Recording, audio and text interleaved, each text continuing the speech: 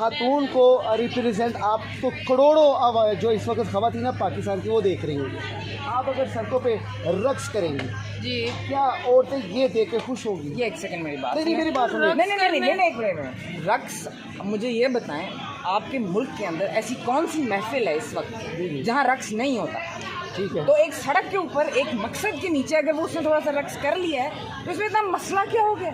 ये कैसी बात है? एक रक्स एक मसला मैं इशू नहीं है। मैं इसके आपको बहुत बहुत मुबारक पेश करता हूँ। मैं आपको बहुत बहुत मुबारक पेश करता हूँ। आपने रक्स किया है और आपने ऐसे ही रक्स करना है जब भी आपका जो भाई एहतजाज हो। इशू रक्स, आपके दिमाग में आपको मसला ये है कि इतने स्लोगन्स, इतनी सारी बातों के अंदर मसला एक्चुअली यही है कि आपको वाहिद चीज़ जो नज़र आई है ना वो रक्स है। वो जो 5 सेकंड का रक्स है ना, आपको वो नजर आया, समझिए आ गया, आपको कुछ नहीं नजर आया ना, उससे आगे आपको कुछ सुना। मैंने आपसे ये पूछा है कि आप औरत की एक कानूनी क्या जंग लड़ेंगी। आपने मुझे ये कहा कि